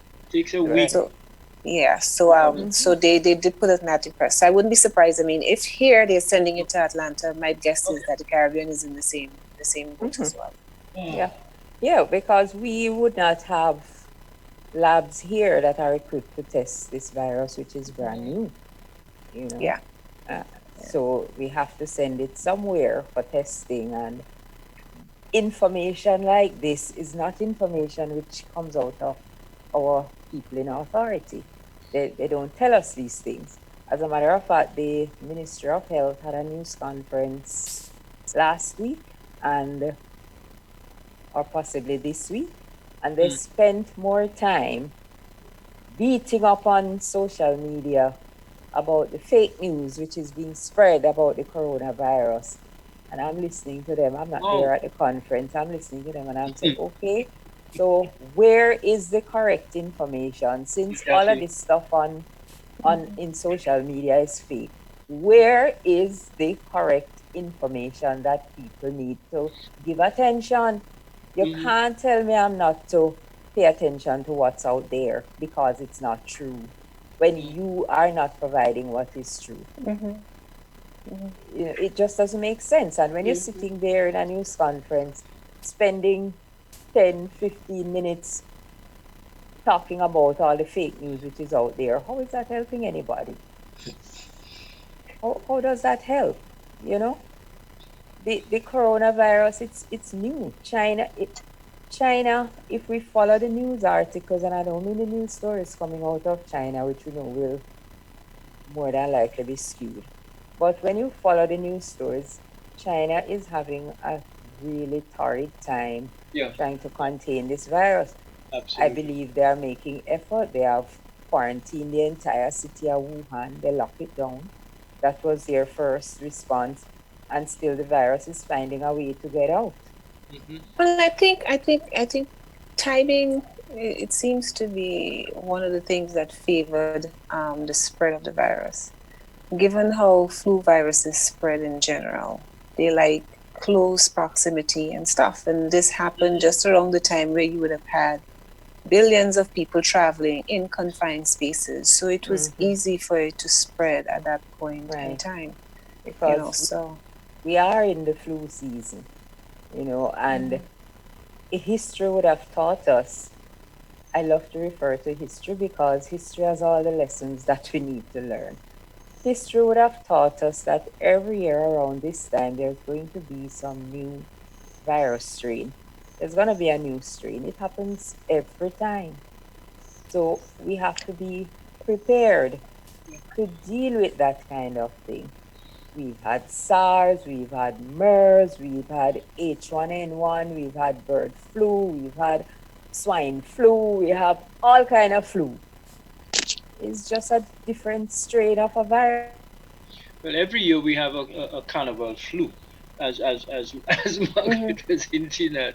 Every year, because people come home for carnival, and yeah, invariably there's Yeah, and he's frozen. But yeah, I get what Ati's saying, that every year he has a carnival flu in Dominica, and that's understood because it's happening just around the time that the US flu season is on, which starts Absolutely. like in the beginning of October and it runs through April. Mm-hmm. So if you have people coming from here, guess what? They're coming with that stuff. Yeah, they're coming with some kind of flu. Yeah, they're coming with it. You know? And the good thing I always say about a virus is that it will run its course. It will cause... Yeah, it's just that some people are more susceptible. Exactly. To, some people are more vulnerable. Generally, the very young and the very old and people with compromised systems. That is the unfortunate that is part. Right. And going back to what you guys were saying earlier, in the case of Barbados saying that they're confident in their systems, it's funny that they would say that, because I was looking at, there was a news story here, and the doctor was saying, in countries like, major countries with better systems, they're able to treat. Their concern were for places like Africa and certainly the Caribbean, where they don't have robust systems to deal with it, because they're comfortable that this is just another strain that can be treated in, exactly, in circumstances where you have proper systems in place. Their concerns really were for places as Africa and the Caribbean and Latin America and stuff, where you don't have robust health systems, and where if it was to come in, because it's coming into a virgin population, until there's sufficient people within the society who have it, so you build the immunity. Exactly. Then you create a problem. Right. Yeah. But I always keep going back to the people in positions of authority and the people who are responsible for taking care of the nation. They will talk about it as if it's not serious and tell you not to take it seriously. And it's better to err on the side of caution. Mm-hmm. You cannot have a nation of people listening to you and telling, and your prevailing argument is that what you're seeing in social media about the coronavirus is fake news. And it's a sad place to be, and the regular media is picking up on the fake news and feeding people fake news. And up to now, you can't tell us what the true story is. As a matter of fact, the chief medical officer in Grenada said, it's his words, it's very, very easy to treat the coronavirus. It's very easy. All you have to do is, he says it's very easy to deal with the coronavirus. Well, I mean, unless Grenada has some miracle cure that the rest of the world doesn't know. The miracle cure, Margaret, the miracle cure that the chief medical officer has proffered. Wash your hands. Exactly. Sure. Because the reality is, yes, that's a preventative measure. But that's not going to cure it once you have it. And there isn't a vaccine. There's nothing to deal with that strain. No. So until they develop something to deal with that strain, even if you got a flu shot, it's not going to do you any good. And telling people to wash their hands is fine. But they talk in the wrong shops. But I'm a very practical person, a very, very practical person. Someone who leaves their home in the morning, possibly to go to work in their office. Let's say the person is not driving themselves, they're taking a bus. So you leave your house, you're touching the bus, you're touching people in the bus. Mm-hmm. You're probably taking 2 buses to get to work. So you're probably touching maybe 10 people before you get to your office. And I can guarantee you that when they get into the office, the first thing they're going to do is not wash their hands. That's true. That's true. And practically, that is how people will behave. Nobody's going to go to work and head straight for the bathroom to wash their hands. You're probably I head straight for a bottle of Purell. I was about to say, you're probably looking around for the little truck to get a sandwich. But I mean, that's because I don't know. You know, I'm one of those people. I'm a paranoid hand washer. But outside of that, yes. And Purell, you know But that that's you're me. the odd one out. Yes, you know that you're the odd one out. You know, some people like myself will have the sanitizer. But no, Beverly does make a valid point. I mean, that's not always possible to do. I mean, even for a paranoid hand washer like I am, it's not always possible. And Purell or other hand sanitizer is not always available. So then you got to remember now, don't put your hands to your face. Yeah, and again, putting your hand to your face is an unconscious action. You just and let me tell you something. And your brain could work all kind of things on you. I never forgot. I always remember when Red Eye first came to Grenada. I mean, I was in Grenada. I was a young reporter then and doing a story. And I remember going up to the general hospital to do the story and, you know, talking to the doctor and stuff. And there all these people around me with Red Eye. And Beverly, I'm not joking. I mean, you know, they tell you, you know, don't touch your eyes and all of that stuff. And the minute I walked out from that room from talking to that doctor, girl, I got the sweetest itch in my eye. Of and course. all I know is don't put your hands to your eyes, Margaret. Exactly. You know, but there are involuntary reflex. And it's after you touch the eye, you're gonna say, "Oh my goodness, I just touched shouldn't my do eye." that. You know, and you're gonna rush to find some water to try and wash it out, but maybe the damage already done. You never know. So telling people to wash their hands, yes, washing the hands is probably the number 1, 2, and 3 action to prevent whether the coronavirus or any other virus. But practically, it's just not practical. It isn't. You know, and you're talking about a country like Grenada, where just recently we heard one of the ministers, which one of the ministers it was, talking about installing 10,000 toilets, which tells you that at the moment 10,000 people using toilets outside. And if we know the Caribbean, outside toilets are not generally equipped with hand washing thing. You have to go and wash your hands somewhere else. And a lot of things may happen between you and getting to wash that hand. And that's just the reality of the situation. That's just the practicality of it. You know, so telling people to wash their hands is fine, but you can't sit there and say it's very, very easy. It's very easy. All you have to do is wash your hands. And I'm like, you're the chief medical officer. How do you speak in those terms? And avoid contact. And that's something else which is not practical either. And again, when the only time that now that if people see a Chinese person, they try taking caution because Chinese are now being treated. And they're now complaining about racism. Okay. I'm on the bus. It's more discrimination. I know. You know, yesterday I'm on the bus. I'm on a bus coming home, and the driver pulls up to a stop, and this kid is sitting at the stop, and he has like I think he probably just bought some food, and he has like some real macaroni and cheese and some chicken and stuff. It looks like really good. So the driver looks to me and says, "Man, where did you get that? That looks so good. I didn't know they had that food around here." So the kid say, "Yeah, you know, there's a Chinese place just around the corner." The bus driver went like this, "Man, I don't want no damn Chinese food at this point." It's amazing how he went from, "Man, that looks so good. Where did you get that?" And then yeah, the Chinese whole bus is cracking up. The Chinese restaurants in Jamaica have reported on average a 50% fall in business. Yeah, there's been the same thing here too. Same thing here as well, yeah. Yeah, the same thing here too. But you know what? I had Chinese yesterday and I'm fine. Guess what, folks? We're out of time.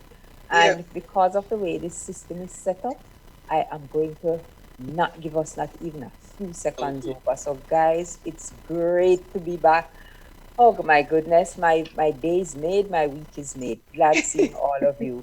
And looking forward to next week, Thursday already, when we get back here for another evening to Mek We Chat about some stuff. All right. Yes, yeah. Bye, everyone. Bye, All right, guys. guys. everyone. Night, night. Bye-bye. Pleasant week. Pleasant week. It is. Same to you. Yes.